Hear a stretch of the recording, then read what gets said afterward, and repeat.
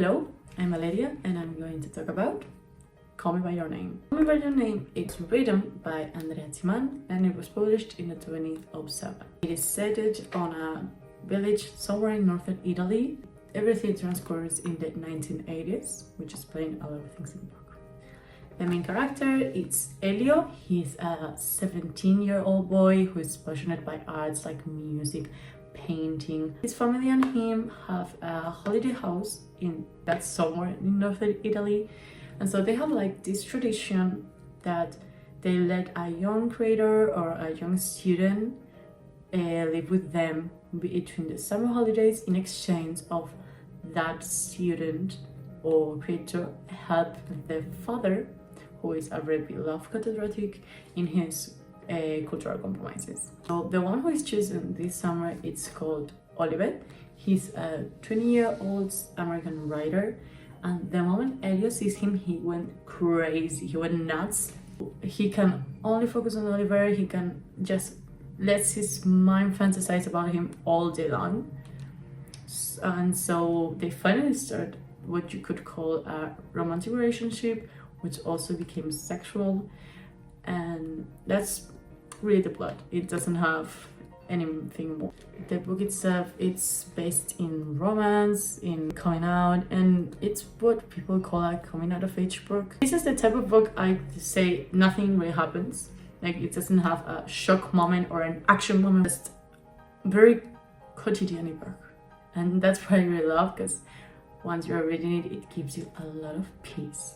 Like, it's amazing. The book has a film which was released in 2017, and his director was Luca Guadagnino, which is pretty famous in the world of movies. And the main actors were Timothy Chalamet as Elio and Armie Hammer as Oliver. The first time I read this book was in March of 2021, and it was a moment when I was happy, or at least I thought I was happy. And so I read it like normally, and I said, wow, this book is really beautiful. It made me cry a lot. It's pretty similar to the film. It's even better than the film, etc., etc. Because I watched it because of the film that became famous because Timothy Chalamet being the principal actor, and him being very loved by a feminine public, etc., etc. So yeah, I read basically because of that. I just gave my recommendation by the things are famous. I'm sorry, I'm a pretty basic girl.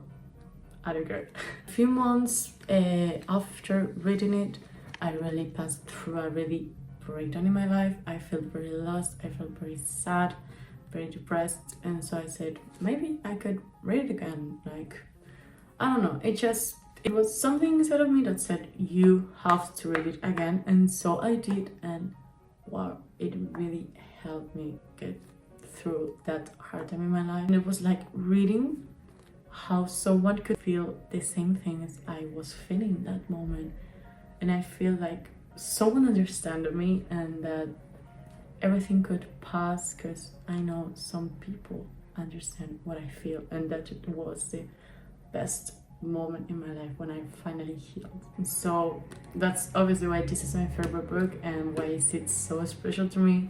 I have read it like 3 times, and I'm starting to reading it again because of like this book review thing. Like, I love to do annotations in books, as you can see, and since it's pretty special to me, I thought it was the best way to like maybe help Valeria of the future in a moment when she again feels lost and needs the book.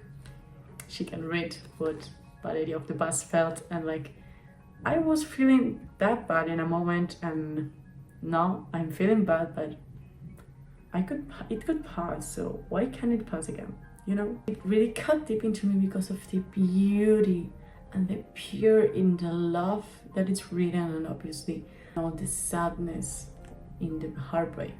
Like, it's just amazing. That made Elio feel more real, more pure, more like someone who really exists. And you feel that compassion of him, and you want to hug him, and it's like, you're real. Like, those feelings are real because I know they're real, because I felt that. And you realize it's just a book about a boy who falls in love with a man, the consequences and the end of it all, when the summer just ends, and that simplicity really breaks with the lyricism it is put in the book, and that is really something that I have never found in a book, maybe because I read basic books, I don't know, but this book is just chef kiss. While you're reading, you can relate a lot in the feelings Elio is feeling, and so that's why it makes it so beautiful. There are two quotes in the book that really marked me. The first one is the title itself, which is "Call me by your name and I'll call you by mine," which Elio says to Oliver being in bed. And you can say it's like a silly game. Oh, Elio calling Oliver Elio and Oliver calling Elio Oliver, blah blah blah. Ha, it's pretty funny. Oh my god. It's way more than that. It's express how they are so intertwined. They're just one person, and just because of being one person, they can exchange names because they're one with one another. Elio is Oliver and Oliver is Elio because they know each other so well. And that is really magical, like how those simple words can express such pure love. It's amazing. And the second quote is it better to speak or to die? Which is originally from the book The Heptameron, which the parents and Elio read. And it reflects how Elio is afraid of telling Oliver his true feelings, and that he will prefer to die in silence than tell the feelings he's feeling in a moment because he's afraid. And that really marked me because it was like, would I prefer to die or would I prefer to speak? I hope you are brave enough to read it because it really could help you in the moment you are now, or even though you don't need help, just enjoying the lyrics. It's wonderful. So yeah, I hope you like it. Bye.